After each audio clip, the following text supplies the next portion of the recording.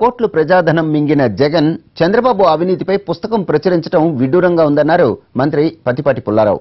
మోడీ డైరెక్షన్లోనే ఈ పుస్తకం విడుదల చేశారన్నారు. జగన్ తన కుటుంబ ఆస్తులను ప్రకటించే దమ్ముందా అంటూ ప్రశ్నించారు. సిబిఐ నమోదు చేసిన 43,000 కోట్లను ప్రజలకు పంచాలని డిమాండ్ చేశారు పత్తిపాటి పుల్లారావు.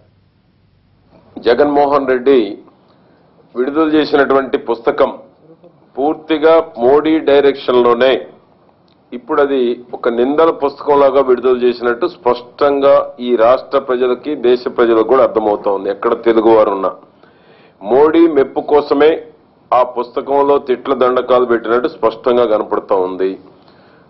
రెండోది, జగన్ కుటుంబ ఆస్తులు ప్రకటించే దమ్ముందా ధైర్యం ఉందా అని మేము అడుగుతా ఉన్నాం. నారా చంద్రబాబు నాయుడు గారి కుటుంబం ఆస్తులు ప్రకటిస్తూ ఉంది.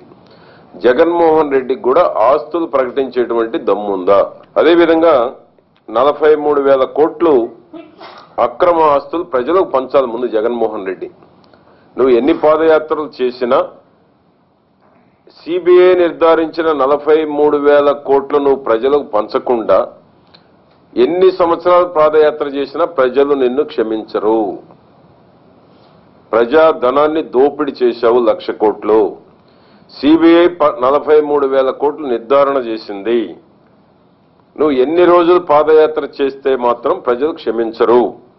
అదేవిధంగా జగన్ వేస్తున్నటువంటి ఈ పుస్తకం కావచ్చు, ఈ నిరాధార ఆరోపణలు కావచ్చు,